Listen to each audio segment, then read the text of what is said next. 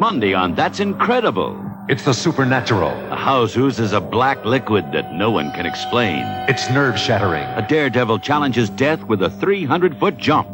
It's a look into the future. A homemaker's dream, a house completely run by a computer that even talks. Continue, please, where Sally left off.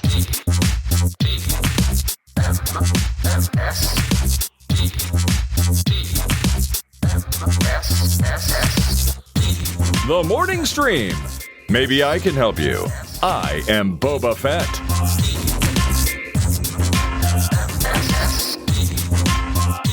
Hello, everybody, and welcome back to TMS. It's the Morning Stream for Wednesday, April 16th, 2025. I'm Scott. That's Brian.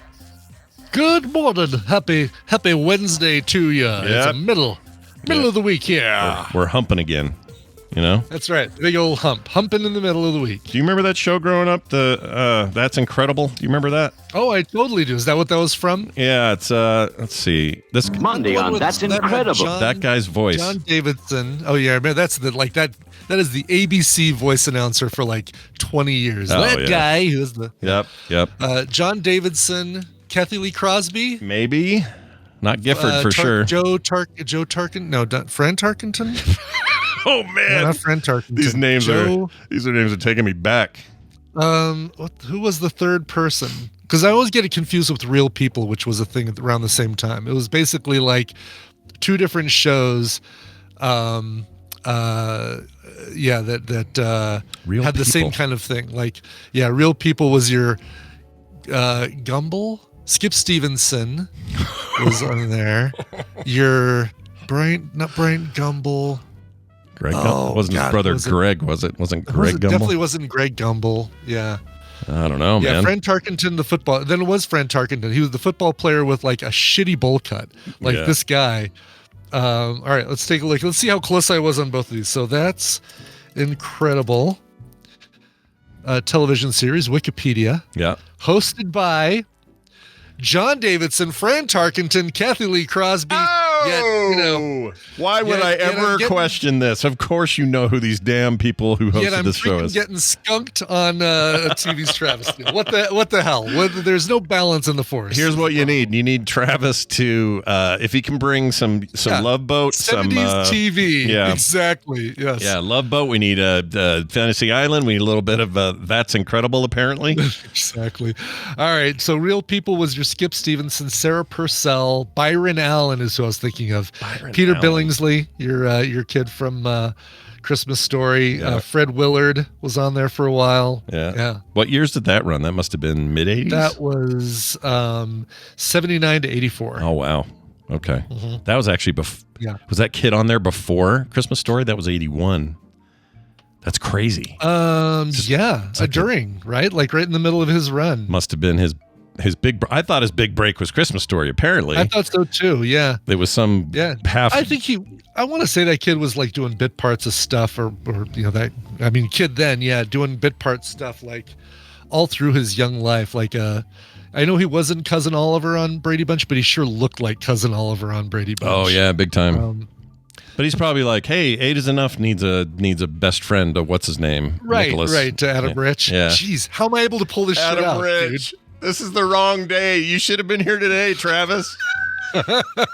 Adam Rich. Holy shit. Adam Rich. Speaking of bad bowl cuts, right?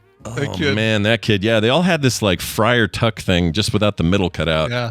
Back then, it was like the hot stylings. They all look like that. Who was the skater, the ice skater that was a big deal in the Olympics? Dorothy Hamill. Yeah, look at you with the names again. Yeah. I know. See. It was like no time. I literally not even normal lag on Discord could stop Brian from knowing that name immediately. That was really funny. Right. Anyway. No, it's that's don't ask me about directors, but ask me about 70s TV stars, man. I'm all over it. Yeah. And somebody I think who mentioned Wink Martindale. Oh, he just died, right? Red Fraggle just died. Yeah, yesterday. I thought he died a while ago. I know. I thought he winked out forever ago. Dude, we talked about that I talked about that on Daily Music Headlines today because you're thinking, Brian, I mean, he was a game show host. Why would you care? Why would Wink Martindale's death be on daily music headlines? Dude had singles. Dude was a recording artist and a DJ. He was one of the first few people, maybe among the first batch of people to interview Elvis Presley. He had quite the musical life besides tic-tac-toe.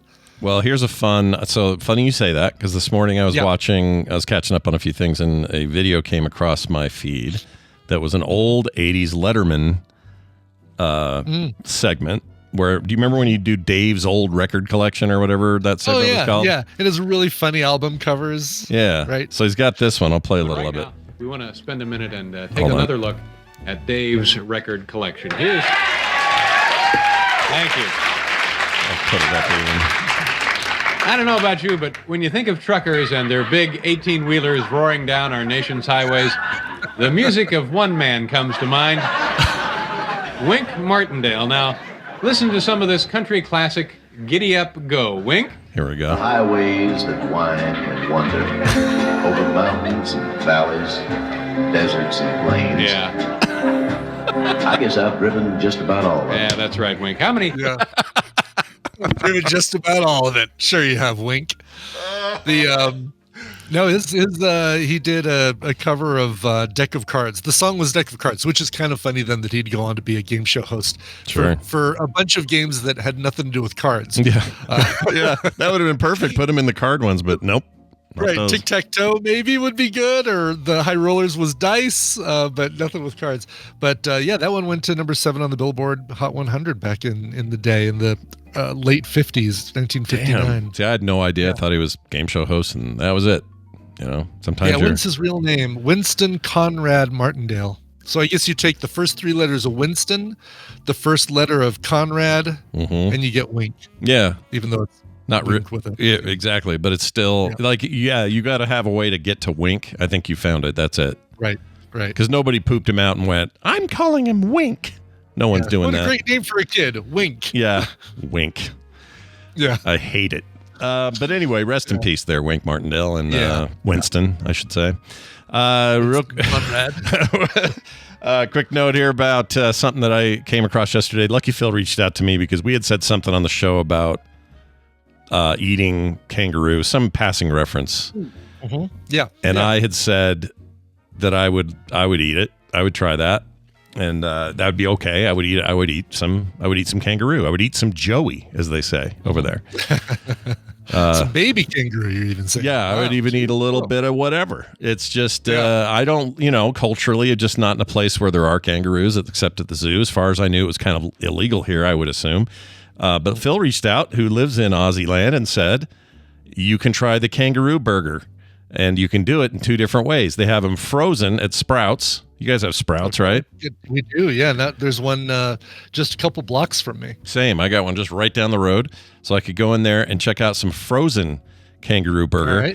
All right. I'm not even looking at chat, so I don't want to know what Claire's saying right now. We can just ignore whatever Claire has to say about... She is not saying anything, amazingly enough. Oh, well, maybe she's not here. I was still scrolled back on Amy talking about Wink Martindale. No, it does not look like she's in here commenting. I'll probably feel it when it happens, even though I'm not looking. Yes, I'll feel it. Great disturbance in the forest, yeah. as if 100 people in Ireland slowly shouted at the top of their lungs and then were suddenly silenced. That's right, because that's about her level. It's about 100. Oh, there she is. She is in the chat. Okay, cool. Well, anyway, frozen at Sprouts, I could make my own at home. Or if I really want to go try out somebody's version of this, there's this place called the Burger Bar Farmer's Market or Burger Bar in Roy. I don't know why it's the or. Maybe he means you just get it at a farmer's market. But the Burger Bar in Roy, Utah has them. No, the Sprouts' full name is Sprouts Farmer's Market. Oh, that's part of Sprouts. Yeah. Oh, I just call it Sprouts. I didn't realize it had a whole name. I guess it makes sense. Yeah. So I could go to Roy. Now, Roy's like an hour and a half north or something. I'm not sure it's worth that to get a prepared. Well, to not have it to cook it yourself, I don't know. Yeah, I mean, I guess it depends on. I'm gonna have Kim cook it. She could do it. There you go. You know what? I'm going to do it. I'm going to Sprouts and I'm going to get me some of this meat, and we're going to talk about it on the show. Are we gonna? Do you want me to do it too? This Let's have one of our. No one sends us food anymore, so we'll do this like a little taste thing. I know. Yeah, I'm looking to see. There's a place called Barbed Wire Reef in Denver. It's now in Edgewater, and they specialized in their old location in the Highlands. They specialized in unusual meat. Burgers and things like that, but I'm looking to see like their burgers, classic cheeseburger, black and blue, the Alamo, the deer Vistator, so that one's definitely deer. I wonder if you can, let's see if you get your choice of meat. Angus, buffalo, and elk are your choices. Ooh, I do like elk meat. Yeah, or Angus for that matter, or buffalo for that matter. All those are good. Yeah, a beet sandwich, Chipotle. What's in the Alamo? What are your choices for Alamo? Again, Angus, buffalo, or elk. This would be the place because at their old location, you could have rattlesnake. You could have, and I could have sworn they had kangaroo on the menu. Well, almost guaranteed. A bunch of different sausages. Do they even have the sausages here? I mean, it might be kind of controversial, so maybe some places had to stop doing it or something. Could be. Like I did a search for Utah restaurants kangaroo burgers, and all I got were controversial headlines like Utah restaurant sells out of its ill-timed kangaroo burgers. Oh my gosh! Like ill-timed. What does that even mean? Yeah, there's sausages. They've got alligator and elk. They don't have their rattlesnake or kangaroo anymore. So, but I could just pop over to Sprouts and get some kangaroo patties as well. I think I'm going to do that too. We can. Let's plan. You know what? If this is possible, on Monday, yeah. How do you feel about that? You think that'd work? I'm good. I can do it. I'll make it happen. I'll do it too. This is great. We haven't done this in a while, so I'm excited. We can do a little food review. Also, I'm gonna write it on my to-do list right now. Pick up kangaroo patties. Nice. That's a weird one to put on there, but I love it.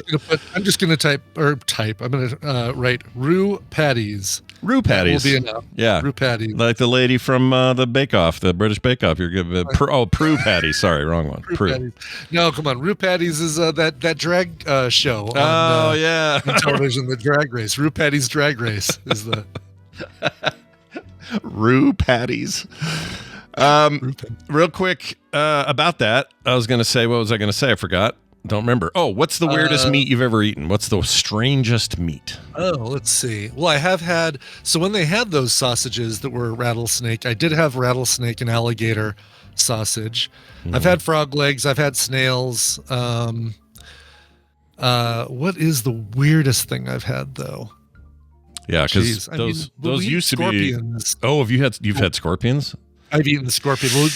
Yes, you didn't eat yours, right? Like I had the one in the lollipop. I licked the lollipop, but I couldn't like break in there and eat the thing in the side. Yeah, couldn't do it. Yeah, so but also do you count scorpion as meat because it's like almost like eating a bug. You're eating an arachnid. Like this when it's a carapace full of goo or whatever's inside of those things. Yeah. I don't think it counts. I don't think it counts as meat. I should say it counts as weird for sure. It counts as weird. Yeah. For me, it's probably dog meat. Everything else you mentioned, I've had. It's all more common now. Dog in China. Yeah, that sucked. I didn't like that. Also, because I was tricked into it. I wouldn't have done it if I'd have known. Yeah. They tricked me. Literally tricked me. For people who are like, no, you knew what you were doing. No, I said, you guys have beef strips. Because there's nothing on this menu that I want to eat. And the Chinese translator lady that was with me goes, well, yeah, we can have beef strips. Hold on a second. Talks to the guy in Chinese. He comes out with this plate of perfectly exactly shaped strips of meat. Looks just like beef strips. Yeah, and had a little bit of taste bud bumps on the bottom. I didn't know what that meant. And I ate one and went, oh, okay, these are not quite what I expect, but I guess they're okay. And then she goes, ha ha, you had dog tongue. Ha ha ha. Oh my God. I'm like, you can't trick me. I'm your customer. You're supposed to treat me better. Yeah. That was weird.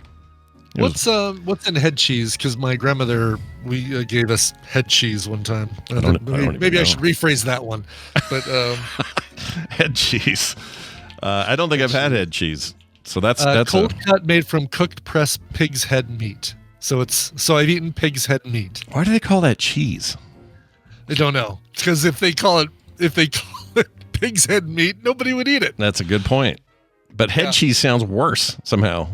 There it is. That's head cheese right there. That processed log of it. And that's a better looking picture of it. Typically, it looks like you made Jell-O with chunks of meat floating in it. Here you go. How about this one? Is this it? That's closer, yeah. Let's see what you got. Yeah, that's closer. Put something in I'll there. give you this one right here. All right. This is what it looked like when we had slices of it. All right. Oh my gosh. Yeah. Horrifying, dude.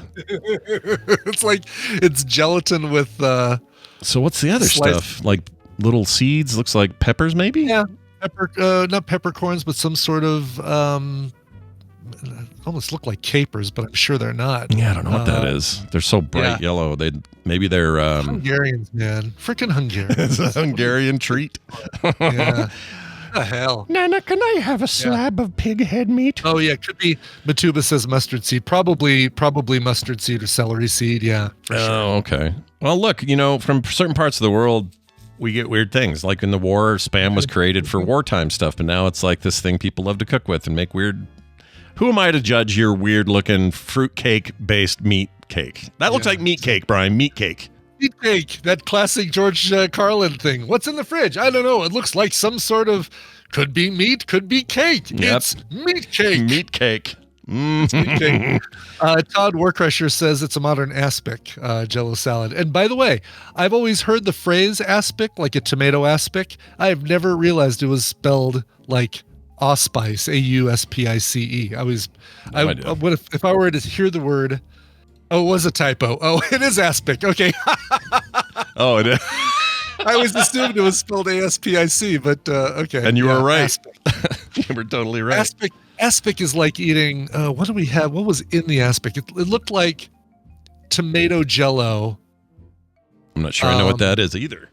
Don't think I've had it. Let's see. Oh my gosh! Is that what we're? Yeah. Okay, here you go. Yeah. What the hell is this? Oh, wow. No, man. Is it more like this? That does not look like the aspic I've seen. I'm going to give you. Here's some 70s aspic.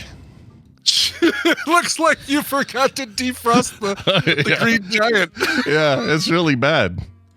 It looks like you can do a lot of weird stuff. This one's in one of those upside down pineapple cake thing molds. Yeah, here's eggs in there. This is the dude. The stuff I've had is more opaque with the red.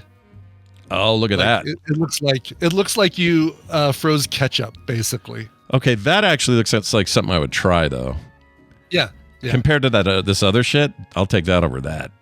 Like in a heartbeat. I assume this is just like gelatinized tomato. It is. It's gelatinized tomato. I mean, literally, it's like ketchup gelatin with olives, and you serve it with horseradish, I think. Oh my gosh, dude! It's so weird. And we had this at Thanksgiving when my grandmother Ellen was around. That was my stepmom's mother. Gotcha. And she would make the aspic. That was her recipe. Yeah, it's thickened ketchup is what it is. Gross. Nobody send us any of this. We don't want it. Oh, this one's interesting. This one's a little bit more like, cancel that. What are we doing here? Hold on. Here, let me show you this one. This is like a loaf of it, and you cut it into. Still, I don't like clear gelatin foods. Yeah, I don't want to see what's in there. It's like these are like it's like a Game Boy in the 90s. I don't need to see what's in there. Like, at least give it some sort of color. Make me think I'm having Mandarin Jello, but the clear, it feels so medical. Like it feels like you're using this to dissect a body, and you want to keep all the organs in the same place. Yeah, look at this one. This one looks like a hospital. Like, what are we doing? Yeah, horrible, horrible. None of this is good. Oh, unless you go super clear. How about this one? All right, let me gauge this one. Super clear. That doesn't even look real. Wow. It may not be, for all I know. The internet. I know. It looks like you just have a piece of glass over some corn, chicken, and succotash. Yeah, so I'm trying to decide if I prefer clear or a little opaque. I don't know. Maybe I prefer none of it. Maybe none of it is the answer. Yeah. Maybe don't make aspic. It's not even got a good name. Aspic's a terrible name. Aspic. It's very bad. It's like what you send somebody when you don't know how to sext. A lot of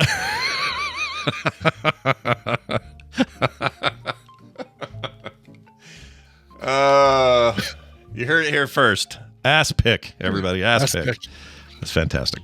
All right. Well, enough of that. Let's move on to. I got a theory. We got a voicemail and a theory from an. All right, good. This is an ex-cop, and I can't wait to hear about this. Here we go. Hello, Boot and Scoot. This is about the jugs of pee. When I was younger, my mom was a detective, and she busted a meth lab. And the gentleman that was running the said meth lab had everyone that come there pee in jugs for him because he was wanting to filter out the meth from their pee. Love the show, though. Oh my gosh, I think that's actually a decent possible answer. You know? Oh my God. So wait, somebody does that? Yeah. Like where it's like, oh, you've had the meth, but you still might have some in your body. Please pee in this jug so I can filter out the meth and enjoy it myself. Yeah, or something like that, maybe, or use it in another batch. Or, I don't know how it works. You meth experts, write in. Let us know. We don't know. We've just seen the blue sheetish stuff on TV. That's all we know. That's the same person who's gonna be like, no, I'm not gonna have any of your cat butt civet coffee. What are you talking about? Hey, but please let me finish off that meth in your pee. Yeah, all of us worried about cat poo coffee, and we really should be worried about the meth pee. Oh, yeah, Hammond says, all right, Hammond says dehydrate for the crystals.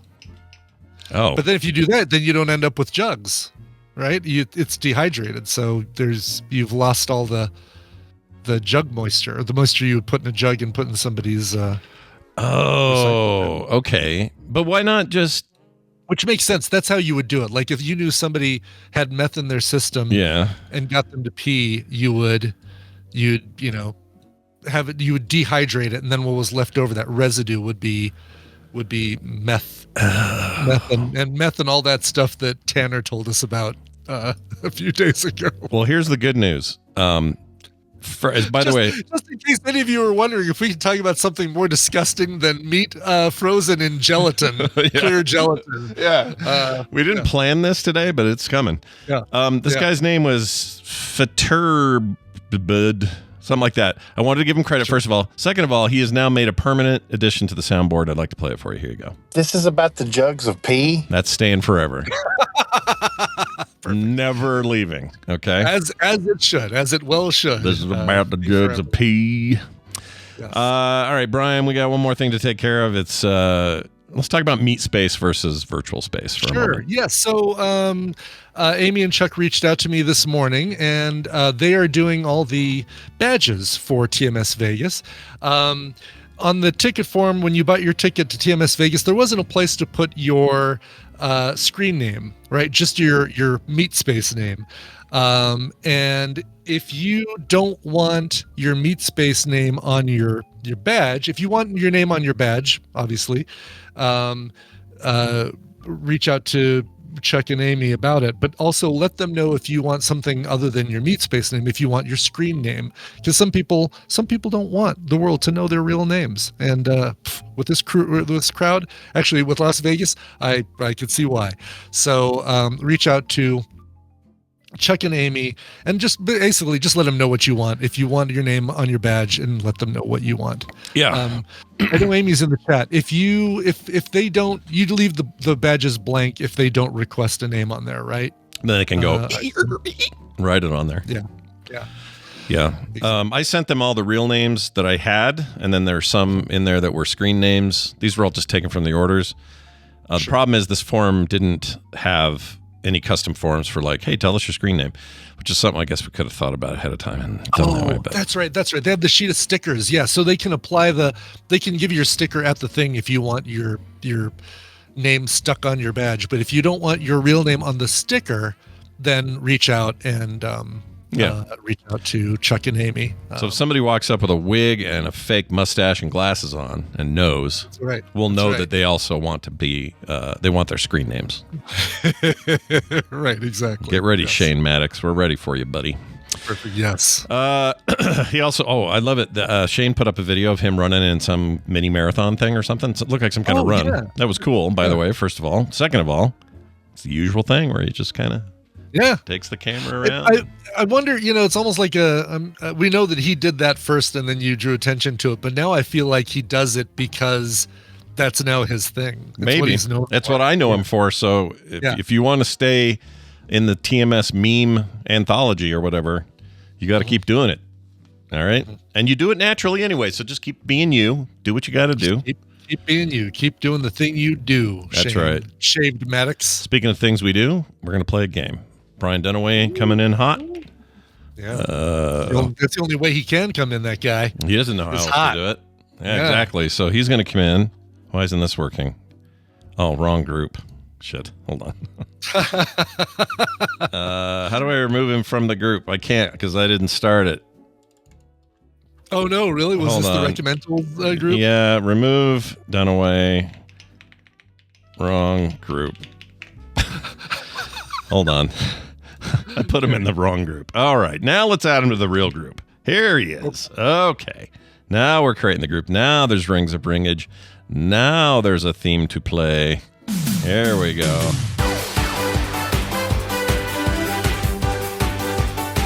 All right, after some considerable errors, we're back, and it's time for Tadpooly Feud. Yes, that's right. Brian Dunaway joins us to play this little game. Hi, Brian. Oh, hi, Scott and Brian. How's your middle of the week going? Oh, you know, good. Yeah. Good. Just all right. As much before as going forward, except for Good Friday for those who celebrate. I do have a Friday off. Sweet. For me, every Friday is good because it's a Friday. No. Hey, Dunaway, did you see all these? Did you see this aspic stuff that's in our chat here? Do you know what these are? Have you eaten this? Well, it kept popping up in my. I kept getting alert, bloink, bloink, bloink. And I'm like, what are they doing? Yeah. What do they want? Yes, I've seen the things. It's delicious. Have you had it before? Like, I assume it's also a Southern thing because Ellen. Well, I mean, you would think so. When you see that, when you start throwing pimentos and things, you definitely know you're in the South. That's a Southern thing. I'm not personally familiar with this, but I do recognize that bundt cake form. Absolutely. Oh, I've had other things in that shape. Yeah, I mean, look, we are all children of our parents of a certain age, and they watched I don't know, daytime TV and learned how to make meat into a bread loaf. We need to form this food. It will be more appetizing if it is formed. Right. Exactly. That's how you live. That's how you rule. That's how you go about your life. So now we're going to play this game for real. We have a listener. Our fourth caller happens to be Hammond Chamberlain. Hello, Hammond. Look at this. Look at this guy. Yeah, look at this guy.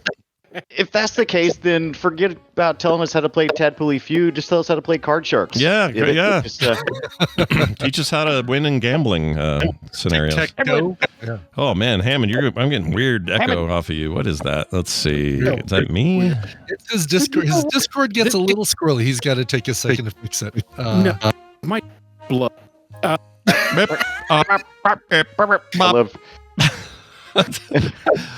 You can kill if it helps to kill video. You can because we'll never show you. You'll never be seen. There you go. Is that any better? Not same. Burp. Beep.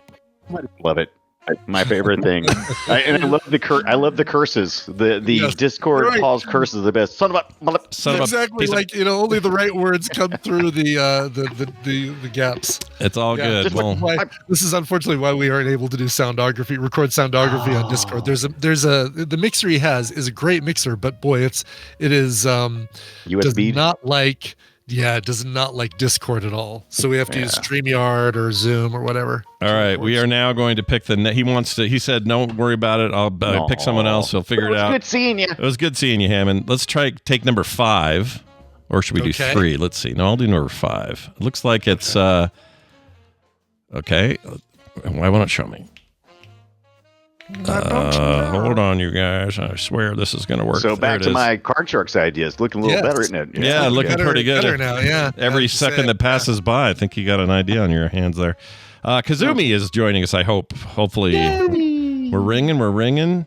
It says they're playing World of Warcraft, so, we don't want to interrupt anything. But No, please stop fishing in Orgrimmar and come answer your phone. That's right. Let's see. If, they do say they're good.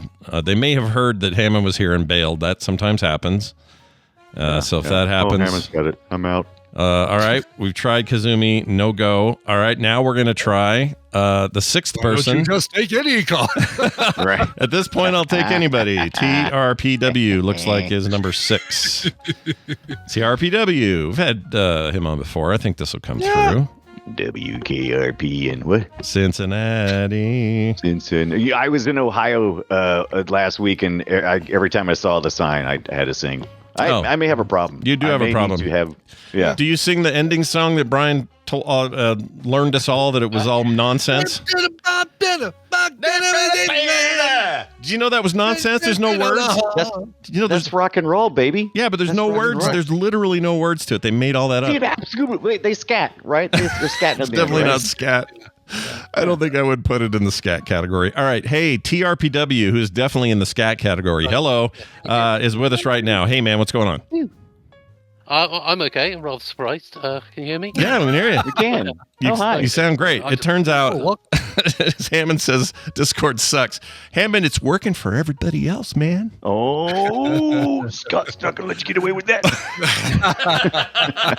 No, he's got a complicated setup. He makes a lot of content. Why do you think? Why do you think for me about that? I'm still analog because of Scott.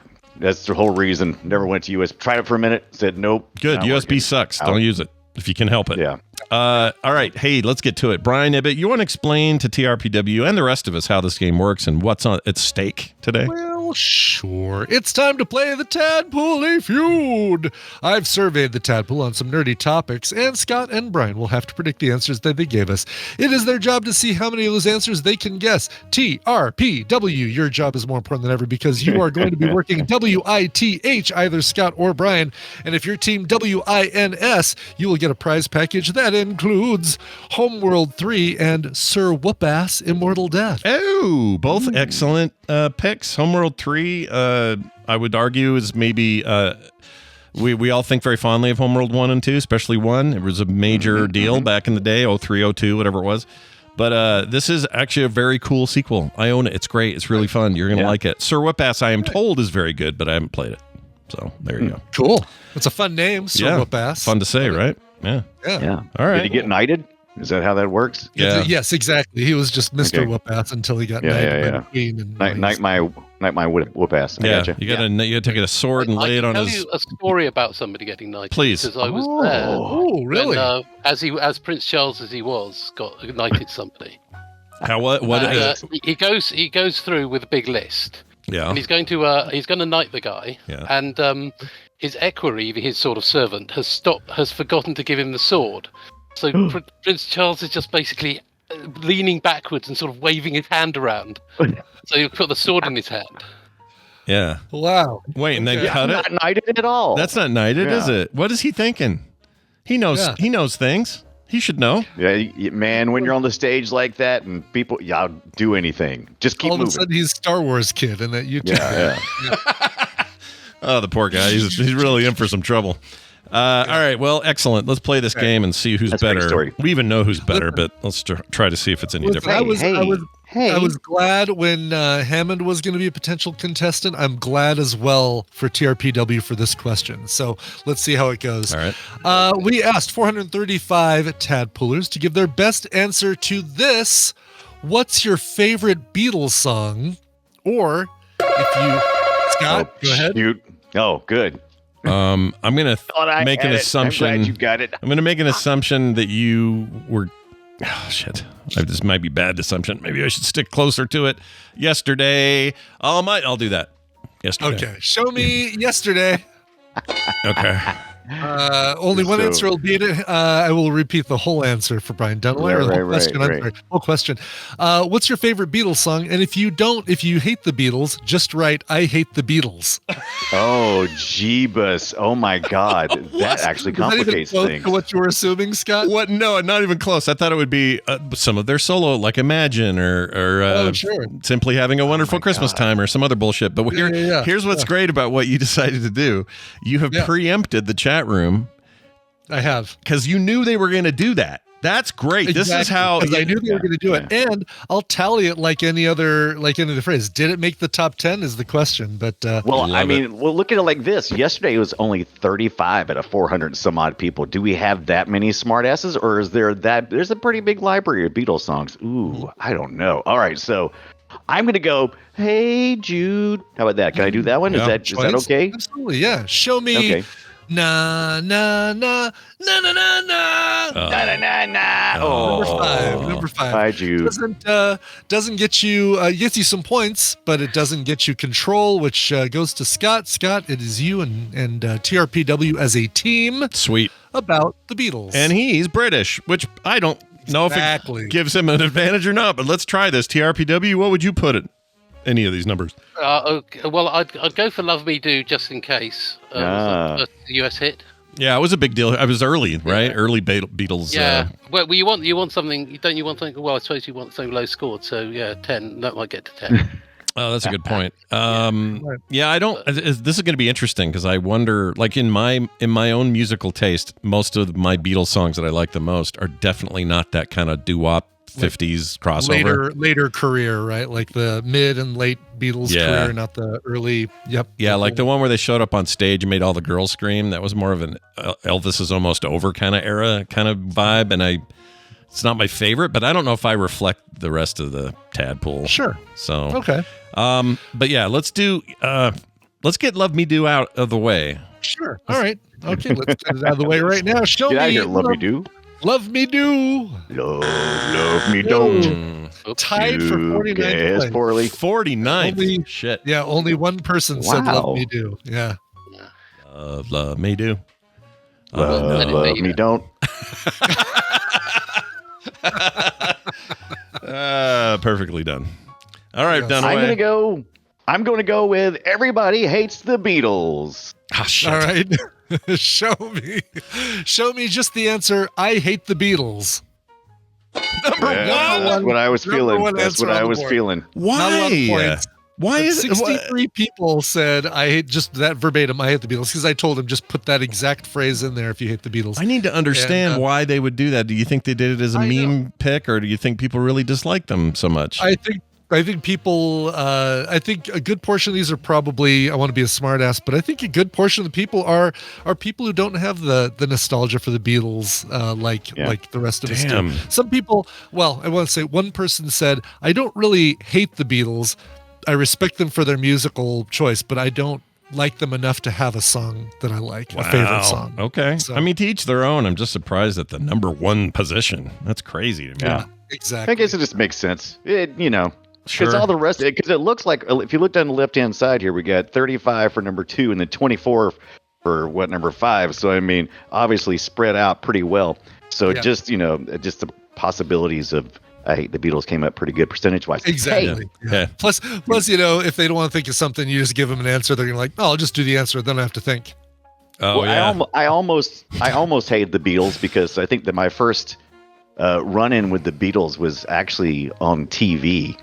And they were getting in that Yellow Submarine, and I just feel like, is it Yellow Submarine up there? Do it. All right, show me that Ringo, that classic Ringo. Show me your Yellow Submarine. Yeah. In the time where I was born with peace and love, with peace and love. Caveman. See, hate the Beatles starting to make sense now, isn't it? Yeah. Okay. All right. Number 10. Look at those points. Shit. Yeah, but this confirms my theory that they're going to go for the later stuff. Sergeant Pepper, more of their drug experimentally business, all that, and not the early business. Sure. All right, Dunaway, you're on a roll. Oh, am I? Well, I mean, it's the Beatles. The 6 answers still on the board. You've got 16 points to Scott and TRPW's 2 points right now. Well, only one strike on the board right now. Plenty of game to be played. Right. So I kind of went like this. I remember the first time I ever saw the Beatles was, like I said, on TV. I was like, are these the Monkees? I don't know. I'd seen the Monkees before the Beatles because my age. But then I remember that I changed my mind about the Beatles when they did that Nike commercial, Revolution, and that was just like, I'm like, oh, I thought these were all just some boppy songs. When they did that Nike commercial, when they did, remember 20 years after they broke up. Remember when Nike paid the Beatles to write that song? I mean, they definitely licensed it and got money for it. They revitalized the Beatles for me because me. Fair enough. Well, one person's sellout song is another person's revitalization. Right. I get it. That's right. Yeah. So, what's the song? Did you already say it? All right. Show me Revolution. Great song. Number 19 in the list of ones that people chose. Not bad. All right. Not bad. TRPW. I get by with a little help from my friends. Oh, that's a good one. I like that a lot. Yeah. I like it. I don't think they were talking about each other. Naming the first few tracks on Sgt. Pepper, I think. Actually, Dunaway Ebbett may know this. Are they, when they sing "I Get By with a Little Help from My Friends," they're not talking about each other, because at this point they're kind of annoyed with each other, right? They're talking about other. No, friends. this was 1967. This was Sgt. Pepper's. They still liked each other. Okay, they're still into each other's vibe. They were still into each other. They were. I love getting the Sgt. Peppers down at the Chipotle. It's good stuff. All right, let's do Sgt. Pepper's track number 2 with a little help from my friends. I know that one, number 33, and that one is shocking, especially for fans of the Wonder Years, because that Joe Cocker cover is so popular that other artists cover the Joe Cocker version as much as they cover the Beatles version of that song. Dang, man, I don't know why I'm so surprised. I shouldn't be that surprised. Give you more money, apparently. Yeah. You've played. I think you've played my. Oh God, what's the band name? Hold on a second. I gotta get the right band name. It is called the Evolution Control Committee. I think you've played this on the show before. I'm gonna give it to you. Okay. Play the first. I'm gonna give it to you. Brian, go and give it to me. All right. Oh, that is great. Was that with Peace and Love and all that? That was with Peace and Love. Chuck it in the bin. I will not sign copies of that version of the song. Yeah. Put it in the bin. That's amazing. Yeah, that is a song called "What Would You Think If I Sang Auto Tune" by the Evolution Control Committee, where they take the entire with a little help from my friends and retune Ringo so he is out of tune throughout the whole song. That's really great, man. I love that. I have some memory of this, but I don't know if it was here or somewhere else. But that's great. So they have a whole. It's a whole bunch of songs, or just this one? They do a whole bunch of songs, but this is the only one they do that to. Okay. Their other stuff, God, their stuff is so great. I'll send some stuff to you separately that I think you're really gonna like. But check it out. Like, the best album is All Rights Reserved, Evolution Control Committee, and it's all like repurposed audio, like songs where they take and a caveman kind of stuff. Oh, I like that kind of stuff. Yeah, big fan. Like 1919, those kind of songs. Right. Yeah. Right. All right. Exactly. That boy needs therapy. Anyway. Very much like that. Huge fan of that kind of stuff. All right. Well, where are we? Brian, I think it's you again. We are back to Brian, because with a little help from my friends, got you your second strike. Brian, boo! Help us out here. 6 songs. No, why don't you help me out? Help get some. Oh no, maybe that one. No, I think I'm gonna go. Yeah. Do help. How about help? I need somebody. Help. You do help. You doing help? Help. Okay. All right. Sound like a little kid that just ate some wasabi. All right. Show me help. Oh, man. All right. You're getting better. Help was number 12. You're working your way towards the top 10, and that was just out of the realm of getting you a bonus guess. You think maybe they had some issues? Is that why? Help. Maybe they need help. Yeah. Yeah. Get us out of here. Yes, sure. So, all right. Yeah. I'm struggling here a little bit because the things I thought. Yeah. Go ahead. Sorry. I was just watching. Ooh, the chat room's got one. That's timely. What? Yeah. Oh, the one in the chat room. That's. And they actually mentioned the one that I was holding in my. Don't look. That was the next one I was gonna say. We do Hard Day's Night, I suppose. Hard Day's Night. That was a movie too, right? Is that a movie? It was a movie. Yeah. You want later? How about Paperback Right? That one's a weird one. I can't think of anything else, so maybe we do one of those. How about Let It Be? Have you done Let It Be? Oh, Let It Be. That's a huge one. Yeah, we're doing Let It Be. Why don't you just make it number 3? Yeah. All right. Show me. Let it be. Let it be. Yeah, good points. Let it be. Yeah, very good. Number 8, taking you guys up to 10 points. Now we gotta making a little bit of a run of this thing. All right. Yeah. Okay. How you feel about Strawberry Fields Forever? Ooh, that's a good one. Yeah. I like odd, that one. It's odd key change. Yeah. Yeah. All right, let's do it. Strawberry Fields, Brian. We're going. All right. Show me Strawberry Fields Forever. Oh my gosh. Yeah. Number Strawberry. 25 in the list. It's like top 5 Strawberry. song, man. All right. No problem. I'm just gonna run the board. No problem. All right, You got Gotta this. run the board. I got you, TRPW. We're gonna get you those games in your hands All right. right now because I'm gonna say Eleanor Rigby, which I didn't really know was a Beatles song. I heard a cover song, and I'm trying to recall. I think I actually might have even heard it on Coverville. You might have, yeah. But That's a I popular one for folks loved, to cover. I loved that. I can't remember which one it was though. But yeah, Eleanor Rigby. All the lonely people. Yep. All right. Show me Eleanor Rigby. Nice. Yeah, number 3. Yeah. All right. Okay. Number You're 3. going to run the board. You're going to do them in order, aren't you? All right. Oh, yes, right. I'm Do gonna they do have no any of problem. the covers that the Beatles did in the list? Oh, Give us a clue. good question. I'll help you out here. In the top 10, no. So none of the covers that the Beatles did made the top 10, but things like Twist and Shout and No, Fly, Money. and stuff like that. Till Money. You. Right. Yep. None of Money. some of those made it into the lower parts of the list, but not in the top 10. I'll help you out. Yeah, I'm gonna help you out here. I'm gonna help you out right here. Nice help out. So now I'm I feel pretty confident about my own answers, but I'm going to go to the chat room to help me run the board. Okay. Let's see. George Let's see. Harrison, While My Guitar Gently Weeps, or something. Ooh, yeah. Or Yeah. Here Comes the Sun. Probably not. You should say either of those. Those are both really good. What should I say? Here comes the sun. Here comes the. Is that what I was going to say? Oh yeah, say that one. Sure. All right, show me. Here Comes the Sun.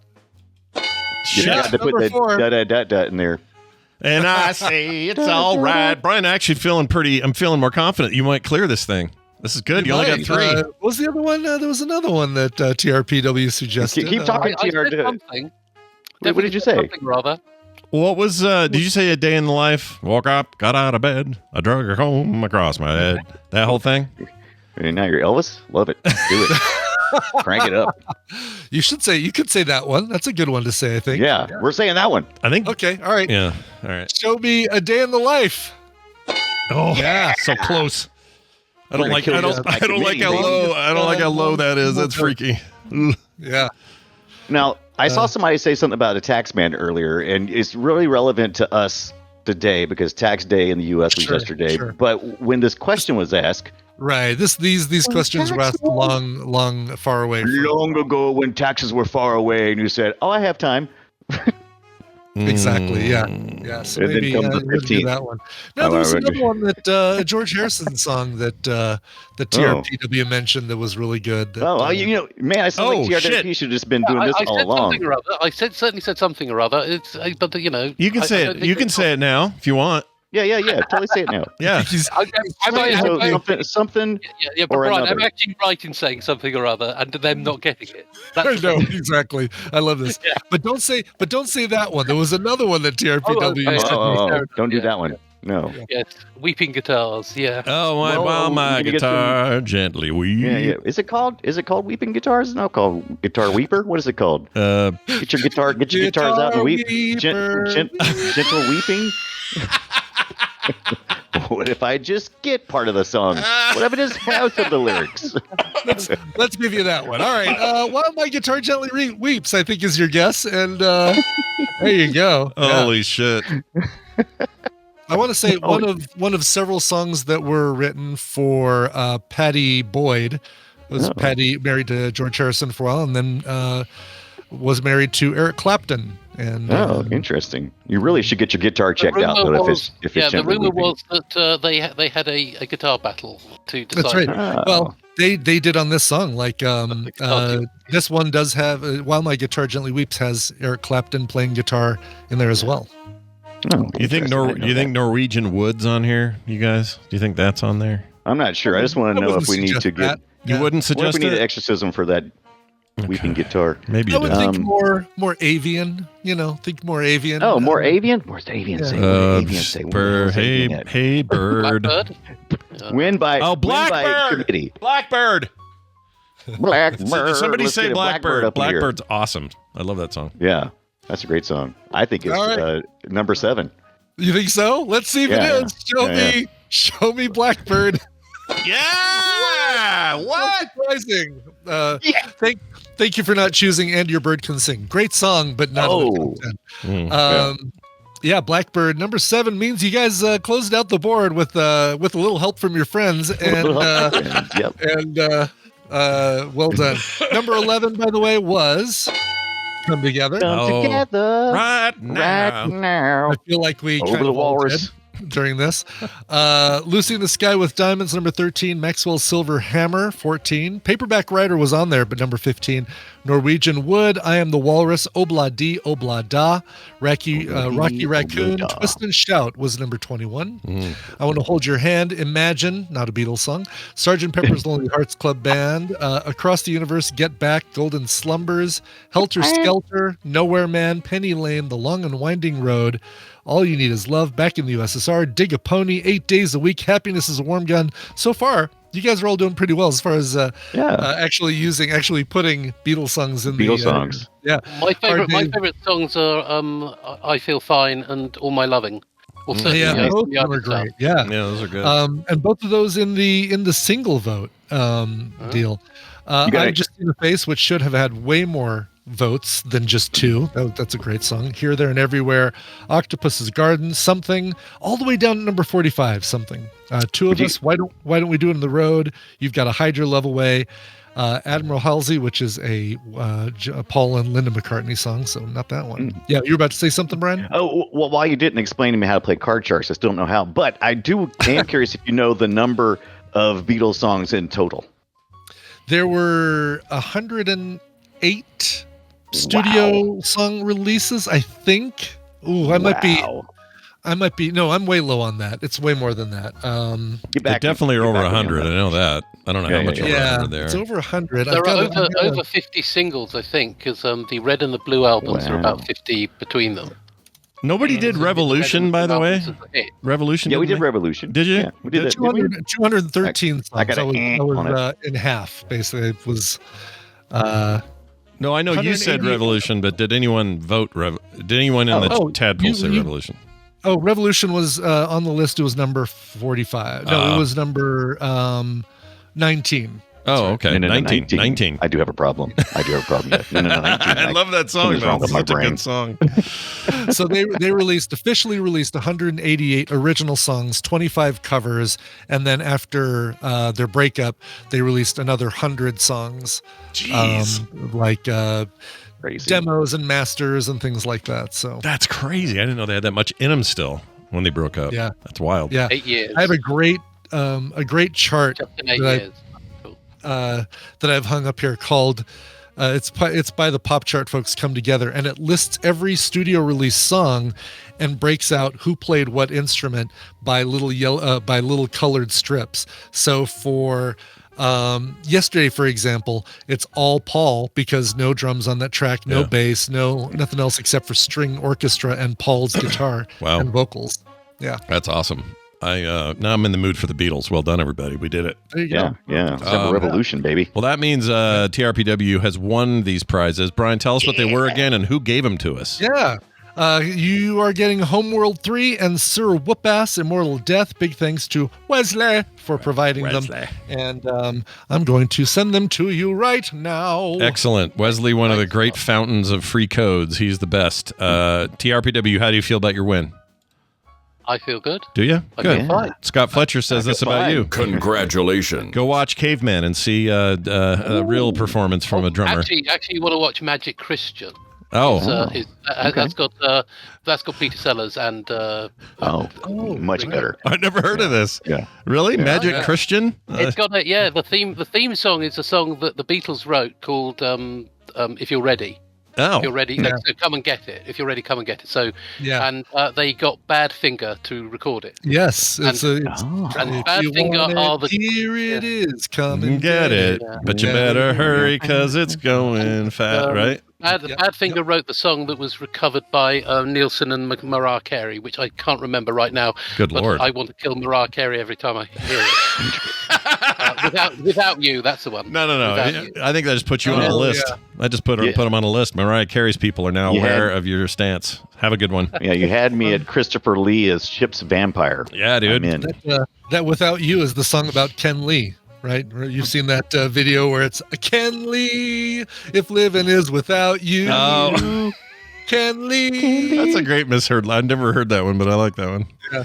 Now I'm going to hear it every time I hear the song. That's great. Now you're going to hear it. Yep. As often as I hear that song. Anyway, hey, Dunaway, that was great. You did great. You won. Really, you won it for everybody, so you deserve all the Well, credit we today. did it together. We sure did. Good pals always do things together. Hey, here's the other thing we're doing together. Film Sack this weekend. We're watching The Sword and the Sorcerer. So that'll be fun. Some old 80s ass shit that I do not remember seeing. I think this might be my first time. I'm not sure. I can't remember. 100th. Yeah. Let's get in it. Let's get in there. Get into it. Also, Play Retros are out now on Mondays, which we're swinging around to that one next week. So watch for more information on Monday when we see Brian again. In the meantime, I'd sure like you to kiss our butts. All right. There he goes. All right.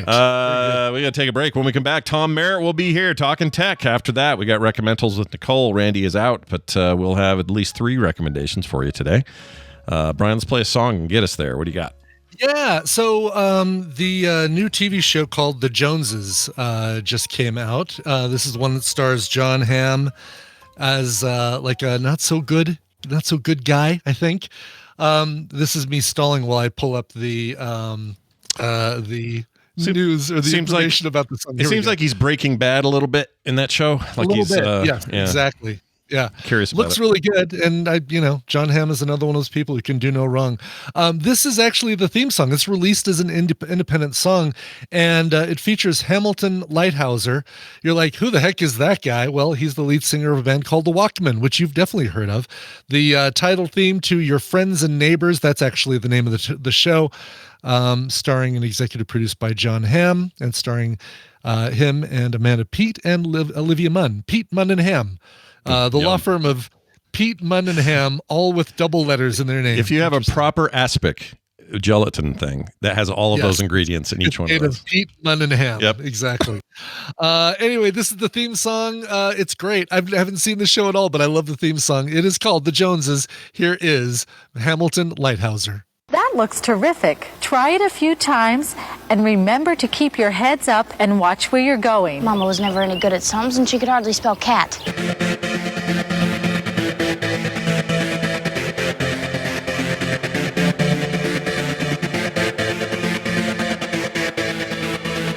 And we're back. Who was that again? Sure, that was the song called The Joneses featuring Hamilton Lighthouser, the title theme to Your Friends and Neighbors. That dude's from The Walkmen. Go check it out on Apple TV+. Nice. Thanks to Clarion Call for sending that one over to me. Indeed. Isn't technology wonderful? It sure can be, but only when Tom Merritt's here to share us information about it, because we don't know until he shows up. So, Tom Merritt, welcome back to the program. How the heck are you, sir? Oh, I'm trying to turn on my camera. Oh, well, we're all trying to do that. I understand it. I do. We're all just out here trying to turn on our cameras. That's right. For some reason, I don't see yours. Bit of metaphor there. That's weird. Why don't I see Tom? I don't see you. Oh, I just turned mine on. Yes, you did. I think Discord's being funky. I don't think it's you. Now I don't see you in Discord. Yeah. Oh, no. Well, you know what? This might end up being... I'll bet you see me now. Do you see me now? I do, yeah. Why don't I see you? You know what? Today's tech news is about why Discord won't let me see Tom. That's really weird. I don't know why I can't see you. Have you tried turning it off and turning it on again? No, but that would end the call and the show, so probably can't do that.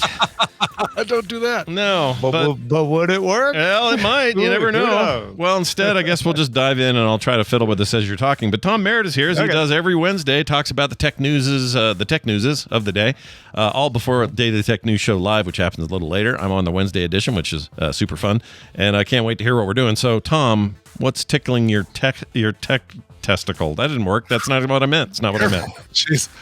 It's not what I meant at all. Wow, there is a portmanteau. Is that a portmanteau? Is that what that is? Portmanteau? Mento? Monto? Tech stickle. Portmanteau. Yeah. Sure. Yeah. I like it.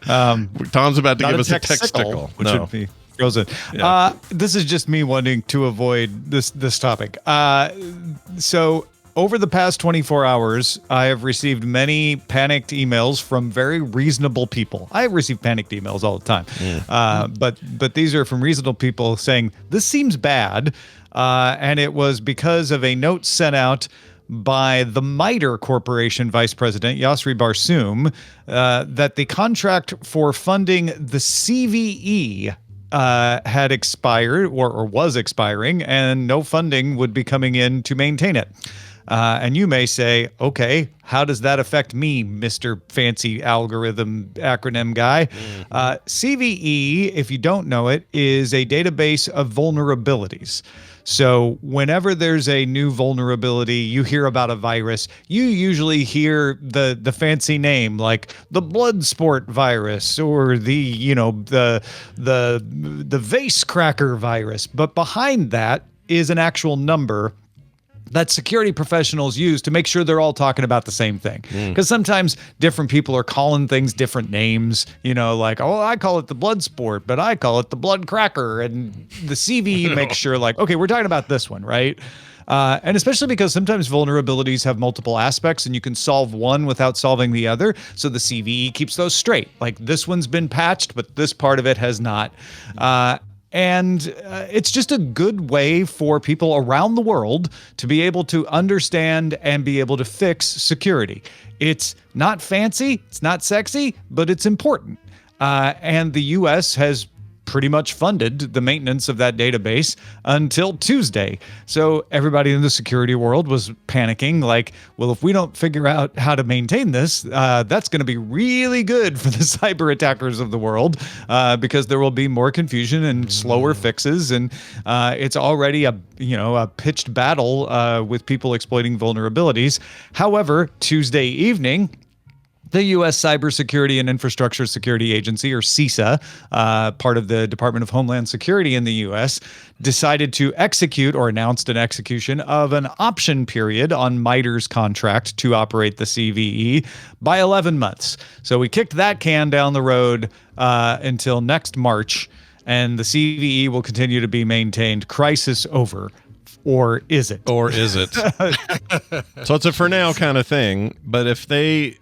Okay, correct me if you think I'm wrong on this, but it feels like the idea here, as much as I may disagree, I like the idea that a government would be interested in its own cybersecurity. I think that's good, and it's a thing we should fund. And does it need to be more efficient? Fine, tell us how, and then maybe we can do that. But I think dumping it all together is a huge mistake. That being said, is the idea to drive industry to pick it up and run with the ball? And does that mean one entity is more ready to do it, like Google could do this but nobody else could, or they'll all have to fight over or come up with a conglomeration of corporate interests to say, well, we're all going to maintain this together as a group? Like, what do you think happens in the 11 months, if anything? So yeah, between the time that the note went out and CISA extended the option on the contract, the CVE board. So MITRE Corporation is a nonprofit foundation that does a lot of federally funded research. They don't just maintain the CVE. It's a big nonprofit company. And the CVE has its own board that oversees the maintenance of the database. That board set up something they have planned over the past year. So this was already in the works, the CVE Foundation, an independent nonprofit agency to make sure the CVE continued. So they were scrambling to go ahead and launch that and gather funding. So that could have been a way forward. There was also a couple other efforts. Europe has their own database that they were pushing forward as like maybe Europe could take this over. There's a decentralized one called the Global CVE Allocation System that's out there. So there, as the the old school internet spirit shows, there were plenty of people willing to jump in and try to figure this out. I think what happened is this fell through the cracks. The fact that CISA scrambled in and just executed an option on the contract rather than giving a new contract sort of indicates to me that somebody was like, oh crap, hey, we're not ready to renew that contract yet. We need to get to that, but is there anything we can do in the meantime so it buy us more time? We could exercise the option, and that gives us 11 more months to think about it. Great. It doesn't seem like it was a policy issue. It doesn't seem like this was a decision so much as it was something that fell through the cracks, but I don't know. If it had been a decision, it could have been a decision meant to say, like, hey, why is the U.S. the only one paying for this? Let's see who else would be willing to fork over. And it worked, whether it was intentional or not in that case, to see, like, okay, there could be some other ways to maintain this going forward. Yeah, that could be the method of let's let it all freak everybody out, so then action is taken, and then let's see what that action is in the worst case. I don't get the sense that was the case because of the way they exercised the option Tuesday evening. But I don't know. It's hard to tell in this current administration what's going on. Yeah, nobody's really telling anybody anything. Well, I'm glad for the reprieve, but also it's just really important. This sort of thing is very important. So whatever happens with it, if we don't want to be in charge because we think it's money not well spent, okay, but I just want the backup plan to be a strong one, whatever that is. If it's the Europeans taking it over and we benefit from that, great. That seems weird that we would just dump it on somebody else. I don't know. I don't know how. I guess I didn't even know it existed. Reminds me, there have been other parts of the internet that were being funded by the government out of inertia. Because the internet was created by the Defense Advanced Research Project Agency. And so some stuff continued to be funded because of that long into, the decades after the internet became a global phenomenon. And there have been other situations where folks are like, well, should the U.S. fund this? Usually they play out with external pressures saying we don't want the U.S. to be the only one funding this because that's too much control over an important resource. That's not what happened in this case, although there are still people saying that. There are still people saying, like, yeah, maybe it shouldn't be, which is why the CVE Foundation was being planned in the beginning, was we should probably have an independent way of managing this. There was a similar thing happened years ago with domain name registrations at domain name tables, where it was being run out of the U.S. And a more international way of administering it was being pushed for. So that might happen anyway. Right. I'll be curious to see if the CVE Foundation continues to be developed and actually pushes to take over in 11 months. They've got 11 months now to gather their funding, gather their organization, and be able to develop this plan a little more rather than being rushed to launch it. Well, it's going to be interesting to watch. I just I hope it all makes sense. And I remember we talked on the show about the whole domain registration thing, and that they felt it was in too much control of one country. So in some ways, this may be actually, some international organizations may go, okay, all right, now we have a chance to equalize this or make it more independent or get it out from the control under the thumb of anybody, any one country or nation. So maybe it'll all turn out good for this particular little thing. I just don't. It's not what I would call a competent way of doing it. No. But maybe we end up in the right place. Yeah, maybe we'll get lucky for once. Hey, Tom, that's great. I can't wait to talk about this and so much more later today on the Daily Tech News Show live at 2 p.m. Mountain Time. Is there anything else you'd like to mention before we get to that great moment in time?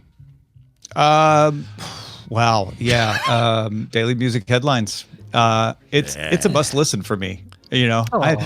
I kind of want to keep it to myself, frankly. Yeah, I don't blame you. I try when I do the show. I actually do think of just doing it for you and just sending you the audio, just like mailing a cassette to me. Yeah, exactly. Yeah, overnight it. Just headlines. So Ibbott's doing it. Eileen's doing it on Thursdays, and.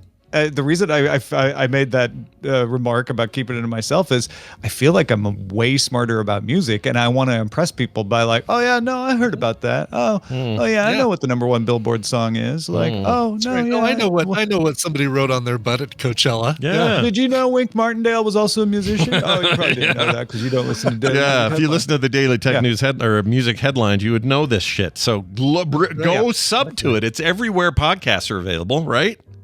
Yeah, right. Yeah, Exactly. exactly. So don't sub to it so that I can appear smarter. Yeah, Please. please do it. DailyMusicHeadlines.com. That's right. Tom Merritt, everybody. You will see him in Las Vegas. You'll also see him next week. We'll have another episode before Vegas happens. But Tom, it's always I know, right? It feels weird. It's like 2 weeks. Our faces should start splitting in half and have Arnold Schwarzenegger under there. 2 weeks. I thought you were going to say fates. Our fates will intertwine. Well, that's Our true faces too. will intertwine? That's true as well, as it turns out. Tom Merritt, Ace Detect, everywhere you find him on the socials. We'll see you next time. All right. Let's get Nicole in here. Let's have some recommendal time. Yeah. Why not, indeed, I say. Oh, she's on. She's showing us online. I don't know if that means she's in a car or she's in a... Which parking lot, which major chain store is she in a parking lot in front of today? TJ Maxx, maybe. Well, what do you recommend? Never know. That music means it is time for us to make some recommendations based on streaming stuff we've seen and think you might like as well. On the line with us is Nicole Spag. Hi, Nicole. Hey, what is going on? You sound good. Too much audio. I paused you, but it didn't stop. Okay. Oh, you were here in the stream. Yeah. I'd like to watch Tom's segment. Yeah, no, So, it's probably still going on the delay. He's not. He hasn't left yet. Well, no worries. We're happy to have you here. How's it going over there? Yeah. Yeah. Yeah. You doing all right? You hanging in there? I'm all right. I'm hanging in there. Why is that? Is that you? What? What are you hearing? Oh, it's my son. Okay, so okay. What's your son? Hello? Mateo, what are you doing? She might have just muted to answer something from her son, maybe? Maybe he was asking, look, the kid's got questions. Nicole's got answers. Yep. She's a good parent. She's always looking out for his best interests. If it takes a minute out of a radio show, it's okay. For sure. We're here to support it, and we're here to talk until she says something. She's just sort of there now. No rings of ringage or speakage. Just kind of hanging out. It says she's playing Repo. Real quick, that game is a riot. So if you haven't seen Repo, it's cheap and it's on Steam and it's this weird 4-player thing and it's kind of scary, but also not. So that was a fun little mention that I'd give you while we wait for Nicole because we're just killing time. That's cool. No, I've never. Is it a chore core? Like, are you basically you're repoing cars that people aren't paying for? It is more like. See if she's sending us video. Oh my God. Maybe that'll help. Hello, hi. Oh my God, I don't know. Do you hear me? We do now. Yeah, we hear you and we see you. I did you hear me yelling at my kids? No, we missed that entirely. Oh my God. No, you could have gotten away with nobody knowing that you yelled at your kids if you. Oh no, she hung up. Did we lose her? Oh shit! All right, let's try it again. Should they still using dial-up over there so people keep picking up the phone or something? Who knows? Oh. All right, ring. Here we go. We're trying it again. Okay. Wednesdays are always a bag of who knows what. Yeah. Brian and I don't know. We don't know how this day's going to go. We never do. We never know. No, this is true. It's always a fun surprise. Yeah, we know it's a hump day. We know we have to get over that hump, and that's it. Yeah, there we go. Oh, I guess I don't see the circles when we're in video like this, right? Oh, right. They just if she's her black and whiteness though, I think is showing. Oh, you're right. That'd be nice if we could see that. Well, that's weird. Nothing. Let's just. I'm gonna. You know what I'm gonna do? Oh. Okay. Hello. Here we go. I'm about right. I just yelled more than I probably have ever yelled in my life. I'm like, stay off of my Discord. I'm doing Oh, they're trying to log in and it's kicking you out. It's bumping you out. They're playing a game together. Repo. Yes, they're playing Repo. They're playing Repo. Yep. I need to get Ava, I guess, her own Discord because this is not working for me. And Mateo kept kicking me out, and I'm just like, don't touch it. That's what they're playing. We're used to you yelling Mark, but we're not used to you yelling Mateo. Mateo. Oh my God. So this game, they're playing, by the way, real quick. It's pretty fun. It's like a survival horror thing. But it's goofy too. Look how goofy these characters are. They're super. Look at this. It's super fun. I thought I was going to freak Ava out. Yeah. But she said, "No, I don't mind it at all." I'm like, "Are you sure?" It's pretty like memey. Like ridiculous things happen. It's not very violent. It's kind of just like, what the crap was that? Kind of. Yeah. It's not if that you want to scary. stay on trend of what Gen Alpha is playing, just follow Mateo on Steam. That's what all the kids are playing these days. That's right. This thing is only $10. So yeah, they always buy the cheap games. nothing wrong with that. I'm a big fan of the cheap games. And then he plays it, and then he asks for a refund. He goes, "But I can do that." I'm like, "Oh my god!" Yeah. We all go through a stage of returning our video games. We all do. Well, for me, it was back when Software Etc. was around, and they had a 7-day return policy. So me and my buddy Andrew would go home, and we would play that game as hard as we could and fast as we could to try to beat it before the 7 days. Oh my god! And then take it back. But now I'm past that. I understand it was folly, but it's against kids. It's okay. Oh my god! It's all good. That was just. I'm so sorry. You're all good. We're just glad to have you. That's all. That's all that matters. I'm happy to be here. I'm in a good week. We went to see. So yesterday was Mark's birthday. I took him to a concert I wanted to go to. And, who'd you see? Boy with Uke. Boy with Uke. Oh, okay. Boy with Uke. I don't know who that is. So apparently he came out about, I don't know. I found him on my drive to Denver when I was trying to figure out like what the hell was going on with me. And I've had so he has a few songs, one called Toxic. Is this the guy? Corduroy. Can you see our video? Is that the guy? Yeah, I can see your video. Is that the dude? Does he have his okay, so here's the thing. He started out wearing that mask. Yeah. But it caused him severe anxiety and depression.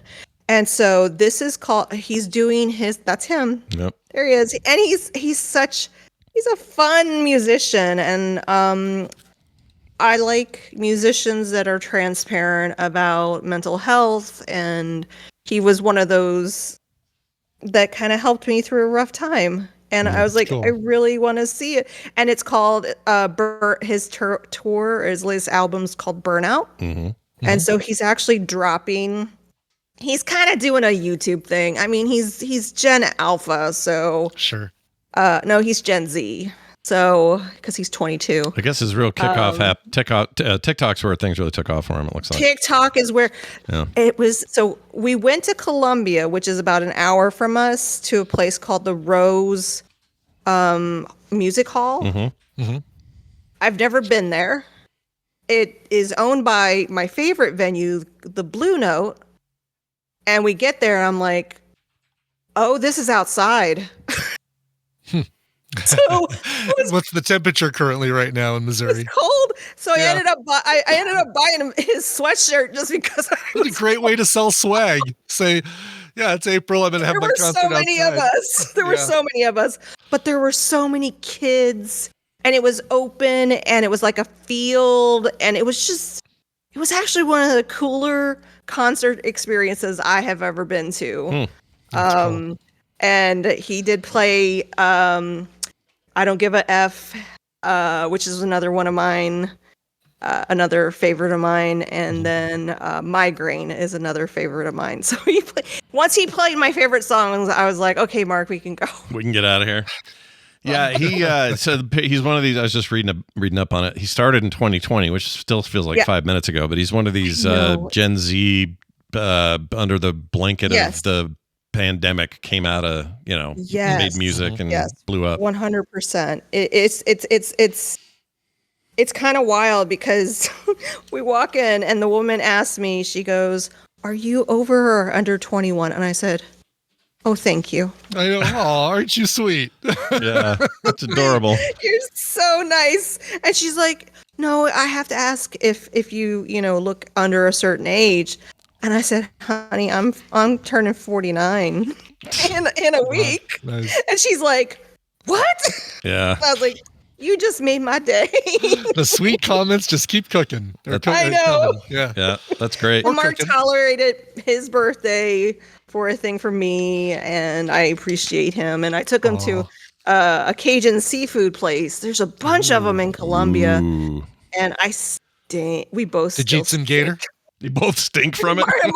Mark did get diarrhea from it. Did he? It's just so much butter.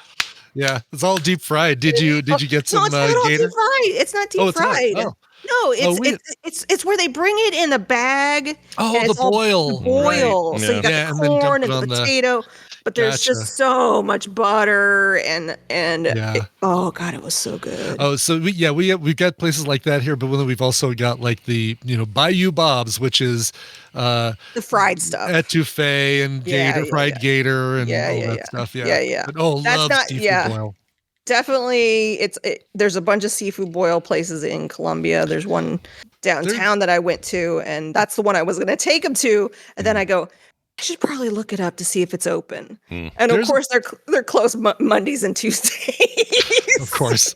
There's a place here in Arvada called Pure 8, and they made the mistake of having all you can eat for $60 boil. And they do limit the number of Dungeness crab clusters you can get, but we always skirt past that and just say, bring me a pound and a half of Dungeness crab.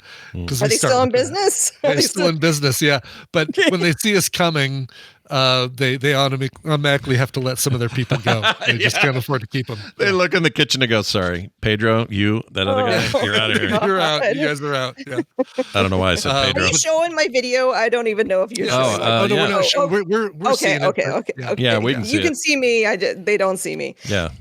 They can if you You're want. holding your microphone like a millennial. You don't have to show me. Because it's okay. That's the only way I could get the audio going was the video. No worries. Well, I'm going to show them just a shot of you holding your microphone. Here you go. This is very Gen Z of you, by the way, talking into your wire. I like got my that. tiny mic. I like it. Well, you sound great. We're going to do recommendals, everybody. Stuff we've seen. Recommendals. Brian, we're going to start with you. You are clip ready. Tell me what we got here. Yeah. Here you're going to hear a clip of Bob Mortimer, UK comedians Bob Mortimer and Richard Ayoade getting to know one another on a speed date. Oh my gosh. All right, here we go. What I am doing is looking for a night out. Do you know what I mean? Nice night out. I do know what you mean. Do you like to swim? Not incredible distances. Do you want to go for a swim? No, I don't want to go. You won't come for a swim? Please don't. So you don't like adventure? I do like adventure. Would you come with me now for a swim? Would you come with me? I would like us to do some drawing under a horse. We could get under that horse. Yep. We could even sketch on the horse's belly. I would like to do that. Yeah, you're my type of guy. There are times when you're under a horse where it can get real. Yeah. And it can get real fast. Oh, good grief. Anyway, do you have anywhere in your house that you can hide away? So, just be by yourself. Let's talk about intercourse. Okay. Is it on the table? No. Okay. Is that okay? This. No. I assumed you were just looking for a fingering.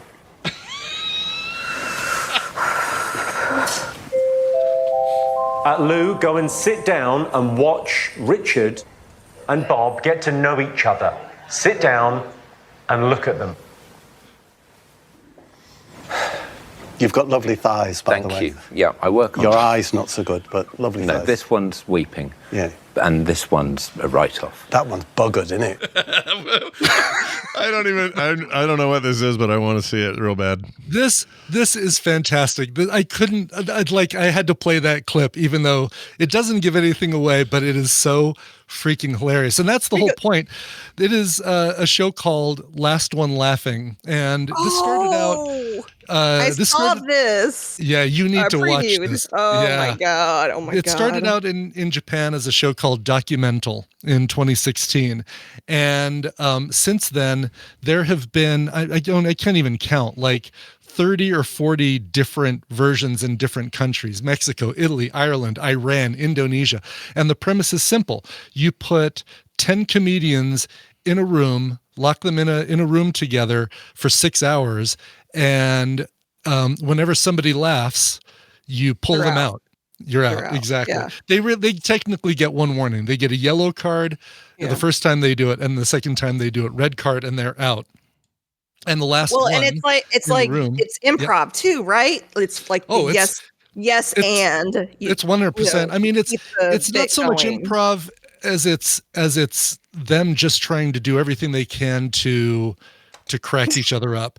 It's all improvisational, but it's not like we're up on a stage, give me a topic. Right. That sort of thing. And they're actual. I mean, these are working comedians too. These are working comedians. Right. Yeah, I mean, this in the UK version, you've got Lou Sanders, Daisy Mae Cooper, Richard Ayoade, Bob Mortimer, who I mentioned, Rob Beckett, a bunch of former Taskmaster people. Can I tell you that I'm a little what makes me nervous about this, and you can just get it out of the way early? Sure. I don't like Jimmy Carr. He annoys the hell out of me. Is he the host? You don't like? I don't like him at all. I can't stand him. He's the host. He's the host, and so you do get a fair amount of him, but not Jimmy Carr like. You get basically like 5 minutes in the beginning while he explains the game, and then he's really just the host and comes in and gives the yellow cards and the red cards. That would probably work. He actually, I'll bet he's actually a pretty good host. Like I could see him doing the host stuff and not being too overwhelming. But like his stand up and stuff, freaking can't stand listening to that guy. I'm not. I'm not a huge fan either. But I really know zero of these comics.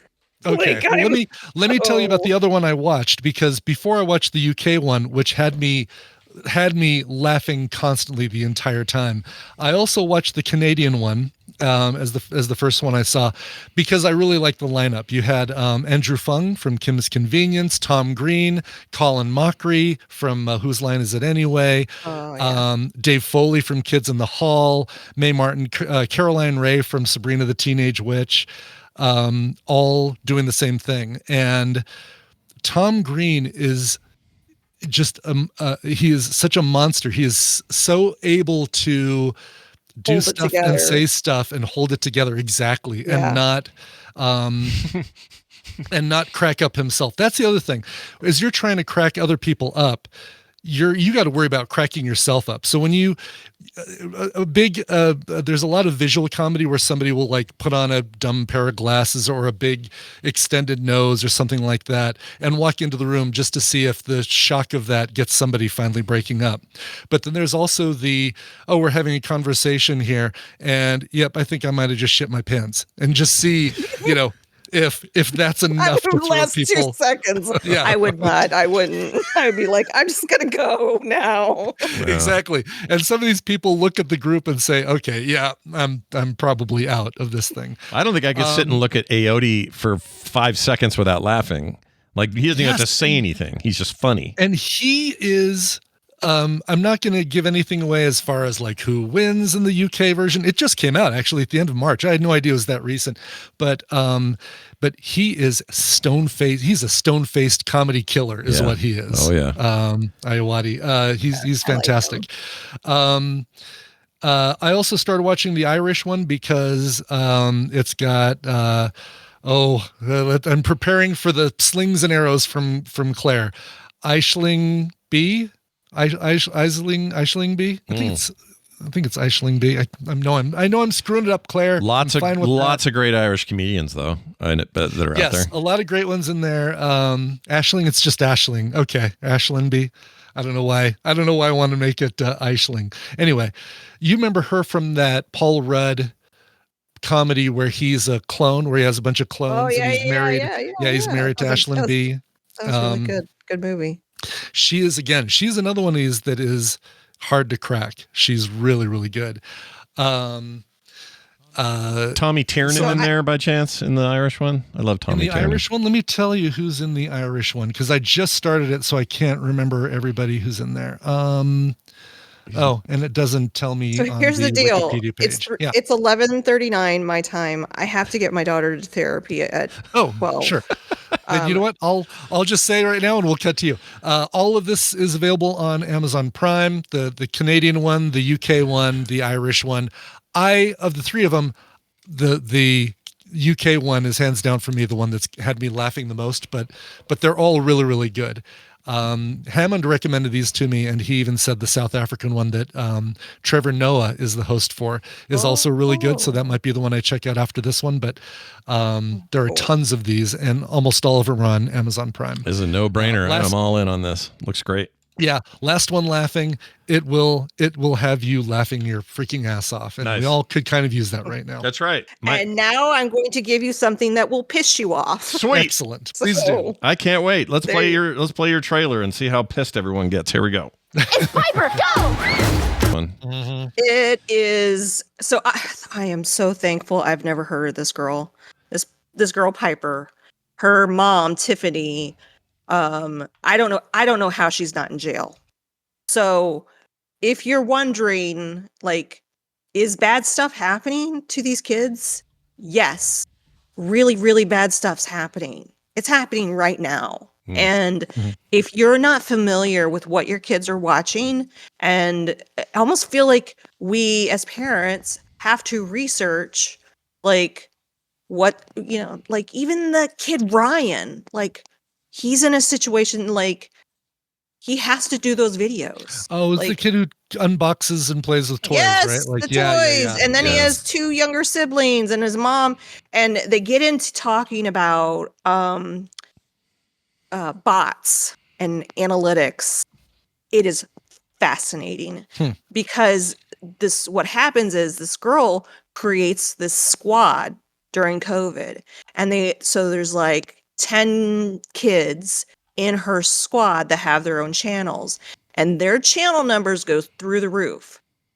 Then sexual things by this woman happen to these kids. I mean, they did a lawsuit and everything, and they settled for $1.7 million split between 11 people. I'm like, and unfortunately these kids were like, I want to tell my story, like, but they just took the money. And I'm just like, oh my God. But this woman should be in jail, and she is pimping her child out. It pisses me off to watch. But I know people are really like, well, Netflix is taking advantage.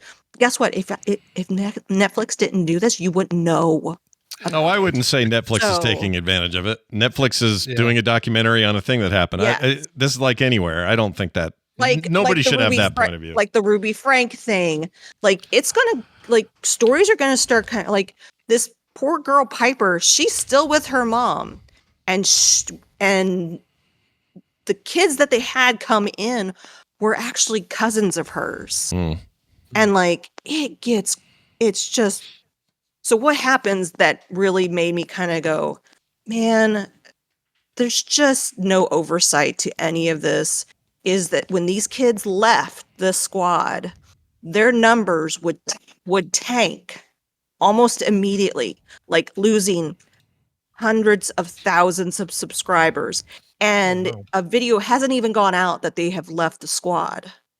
And so they had a YouTube person on there going, yeah, that's weird. And it's all bots. It's all bots.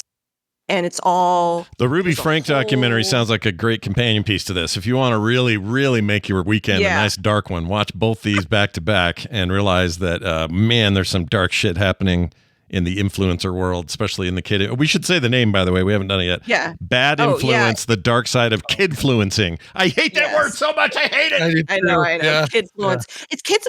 I mean, it's on. So it's on Netflix.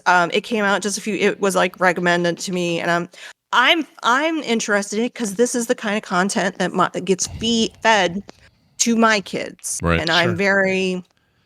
I try very, very hard to limit it to specific channels that I have researched and I have watched myself. And it's just, the whole thing is just icky because YouTube's making money from the ads and the bot people are making money. And it's just, oh God, I hate it so much. I hate it. I also hate the momager instead of manager. Oh, yes. momager. Well, and then they talk about pedophiles, and pedophiles will say, this is the best thing to happen to us. Thank God for the Instamoms. Yeah, they're called Instamoms. F those shitheads. F those guys. But if you look at the statistics, I think in that clip that in the trailer, 90% of the audience of these kids channels are adults. Yeah. Not kids. That's gross. So creepy. It's freaking gross. Yes. Yeah. Yes. It's freaking So gross. I don't like it. I don't mean to like bring you down, but But you're gonna. I hope I'm gonna tell you how. I mean, yeah. No, it's good stuff to know. That's the reason I watched the Ruby Frank one, and I would highly recommend that one for the same reasons. It's good to put like, sunlight on this stuff. You think so? When we first started in 2006, we thought, oh, if we do good content, we'll find our audience, and that'll be good. It doesn't work like that anymore. It just doesn't. No. You could make the best content. Yeah. And you still will not find The platforms are algorithmically they are chiefly responsible for the entire problem that we're talking about. And it's because they built ways to gain those ways and then get in, then nefarious people will do that to get the hits, to get the likes, to get the stuff so that they're the biggest names. And it has so little to do with what they make. Quality, right. And that sucks. And you have an endless pool of kids that when you ask them in school, what do you want to be? They're going to say a YouTuber. Yeah. Yeah. You have an endless pool of kids that want this. And you have these poor 11 kids in this documentary. They're like, this has messed me up for a long time. Yeah. And they're clearly in therapy. And you know, I'm not giving excuses to their parents, but the way that they were manipulated, and you want to do what's best for your kid. You also want to help your kid like achieve their goals and do their thing. And there's some real lessons being learned right now about all this stuff. I hate that we're in it, and I know we're in it, and it's going to get worse until... You know what it reminds me of? It is basically this. It's old white guys in Congress either get replaced or they die off because they don't understand what. No, they don't get it. They don't understand. Chuck Grassley, maybe he's on there for all I know. Maybe he's in there looking at these girls. I don't know what he does. I'm not trying to say. Chat room, yeah, I don't know. Here's what I'm going to say, though. It's good. It gets sunlight. We learn from it. It's the same thing that happened with that recent documentary about the 90s Nickelodeon crap and that guy that was abusing everybody. Oh, yeah. Like that's a great example of a thing where at the time it seemed like this was great. Everyone's great. These kids are great. Everyone's succeeding on their own merits. And then it turns out there's all this dark shit underneath. It's there's almost always this stuff. So keep your eyes open. Don't believe what you see. Watch these documentaries. Learn. Be a better parent. This is all good. It's all good stuff for us. Where's this playing, Nicole? I know Netflix. you need to go. Netflix. Yeah. Okay. And somebody's telling me I need to be a better mom and take my daughter to therapy. I got 2 minutes. Yeah. F these guys. I'm good. Well, no worries. You're good. And also have fun doing that. We'll see you next week for more. Right. And we'll see you in Vegas even sooner. Maybe I'll have a more positive one for you. No, I will make it a point to make it a positive one. All right. So, be a documentary on how to make cookies. Bye. That's right. Can't wait to see you. Bye-bye. Can't wait. All right, Brian, my recommendation this week is... Hour 2.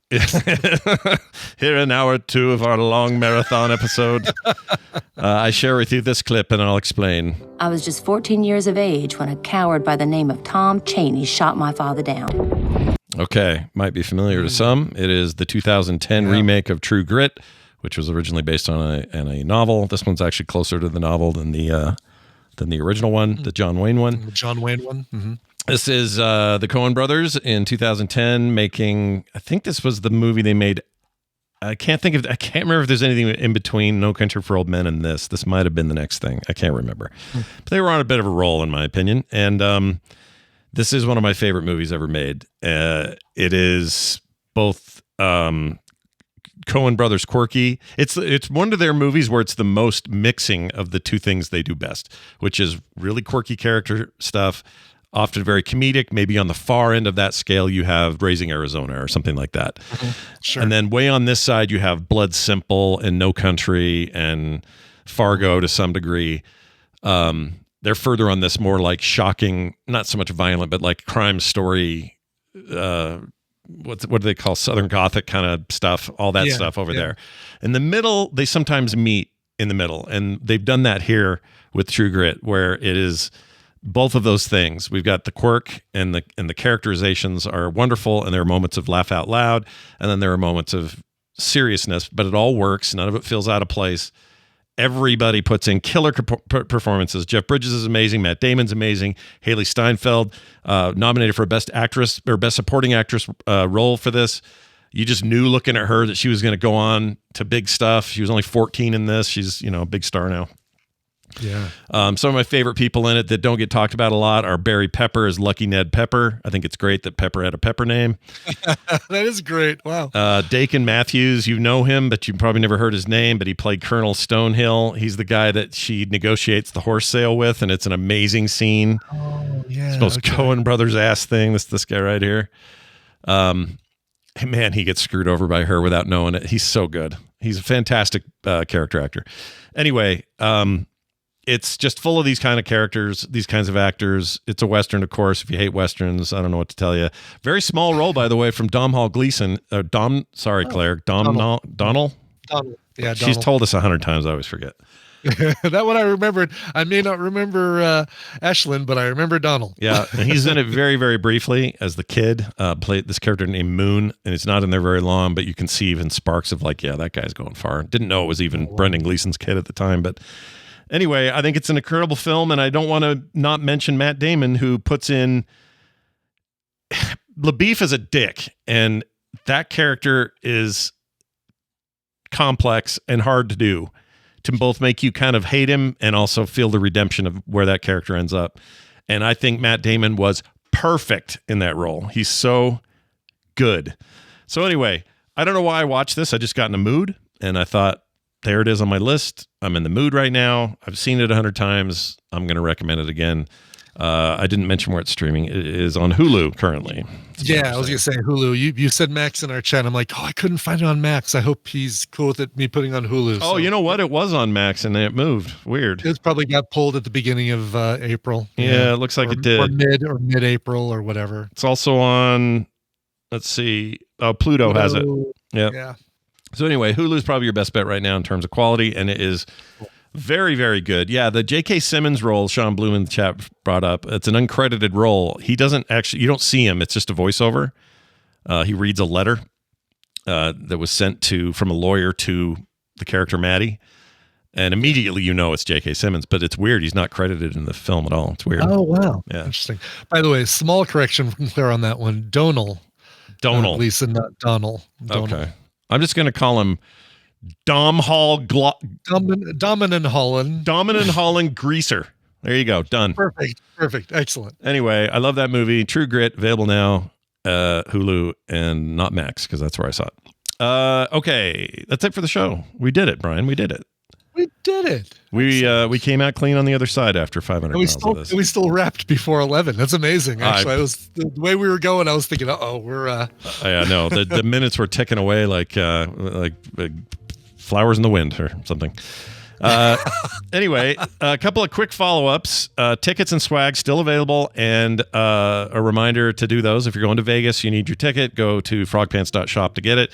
If you want just the swag at a reduced price, and all it is the swag being sent to you via mail, you can get those as well if you can't come this year. We'd love to have you, but if you can't, you can get those at frogpants.shop. That's all up there now. And big thanks to everybody who's coming and those who have already gotten the swag. The swag is going quicker than I expected, which makes sense because some people couldn't come this year. So yeah, exactly. There's a lot of people like seeing this as their consolation prize for not wanting to, and I don't blame them, not wanting to travel with across borders with what's going on here. Because we'd like to travel outside. We'd like to leave. Yeah, there's some weird shit going on, and we don't like it. But oh, we're not going to see iCore this year. Oh, no way. Swag only iCore? Come on now. Oh, dude. How are we not seeing Kevin at this event? That makes me sad. It does. I'm excited to see the rest of y'all. Don't get me wrong. But not seeing Kevin, a.k.a. iCore? Mm-hmm. Oh, I'm so sad. I mean, not to put any pressure on you there, iCore, but the disappointment runs. I'm just kidding. It's all fine. We understand. But we're going to miss you. We're going to miss you there. I always think I don't talk enough to Kevin while he's there. And now I can't even make up for it this year. Yeah. So this Kevin Con is really gonna be light this year. Kevin, what's the other one? There's gonna be Steph Con? Isn't there a Steph Con? Because there's a lot of Stephs and Stephanies going. Oh yeah, we got a lot of Stephanies. Yeah, KT Data may have to run his own Kevin Con this year. I don't know how many other Kevins there are, but we know there's only one Hammond, so he'll have Hammond Con. Yep. Hammond Con is party one. Yep. So. Well, the Wrath of Khan. Check it out. Anyway, so there's that. Also, I want you guys to get out there and sub to our new morning stream YouTube channel. It is very early because I'm doing transfers and getting the stuff set up. It's like Pardon Our Dust 101 going on over there. But in order to get all the features enacted, we have to have 1,000 minimum sign up. People signed up or subbed. It's all free. You know how YouTube works. So we need at least 1,000 of you. And I know there are plenty of you who could go do this in just 5 seconds. Even if you don't use YouTube at all, just go to youtube.com/@themondaystreamshow. This is as good as I could get because there's so many names taken on YouTube. It's not bad. That's pretty good. That's pretty good. It's okay. It's a little long, but it is what it is. Yeah. So anyway, youtube.com/@themondaystreamshow. Sub to it. I know nothing. Morning stream show or the Monday stream show? It's Sorry, morning stream show. Did I say Monday? I didn't mean to. Did I? Yeah. Shit. You did. The Monday show is not getting its own channel, so that's just me being dumb. The morning stream show. The morning stream show. There we go. Thank you for the correction. If you can get in there, we need 1,000 of you to get it going, and then we're all set. And again, pardon the dust. There's work happening. Headers and stuff are coming. All this stuff's happening. Memberships won't change, and we're only still streaming live here. This isn't. So a couple of notes about that. Rufus just asked. We'll still stream all TMS from this channel and from Twitch, although Twitch is emoticon only. But that's happening every day. No changes to that. We will not be streaming from those sites, partly because without the 1,000 people, you can't stream anyway. Sure. They have rules over there about that stuff. But also, I want that to stay kind of standard and regular. You'll also be able to get all the shows that let's say you watch them after the fact. All the TMS episodes will still show up in the playlist over here. So on this channel that we're live on right now, the Frog Pants channel, that playlist continues in perpetuity. We're just going to be adding them to that playlist from over there. So I know this all sounds confusing, and you might ask why. There's lots of reasons. I won't get into them now. But the main reason, the chief among these is just we're trying to grow our video audience, and the way to do that is to focus. So we're focusing. Anyway, long and the short of it. Oh, and then also Brian has access to it, so he can post shit. We're going to put extra stuff up there all the time. It'll be great. Yeah. It doesn't It doesn't change anything with Discord. It doesn't mean any other changes. You don't have to do anything really. Except if you listen to TMS and you get the show via YouTube Music. There are a few of you, not very many. Sure. YouTube Music's weird with their podcast stuff. It's not really podcasting. It's some other funky thing, but they call it podcast. If you're doing it over there or doing it there, then at some point soon, you will want to switch to the newer channel's feed, quote unquote feed. It's not really a feed. Again, it's like they call it podcast. It is not podcast. But if that's a thing you do, I want it to remain easy for you. And I want to, I'm not trying to screw you up. So the goal will be, we'll move over there. Jeannie's right. There's big announcement in the Discord. I put it up yesterday. It explains it all. So go check it out on the announcements page on Discord. frogpants.com/Discord. Blah, blah, blah. All right, Brian, I think that's it. We're done. We're out. Do you want to play a song so that we can feel good about all this? Yes, let's get to a request from Matthew. Matthew says, "Greetings from Bonnie, Scotland, sausage and beans. This is becoming dangerously like an annual tradition where I celebrate my 3rd year in my job. In the last 12 months, I've seen too many bands to mention, and every time I come to work the next day, there is AD to ask me how it was and look in abstract wonder and horror." As I think it means abject, but we'll take abstract wonder and horror as I tell her my stories from the pit. Cattle decapitation was wild. The one band I've convinced her to listen to is Ghost. So, on the 16th of April, she's coming to see them live in Glasgow with me.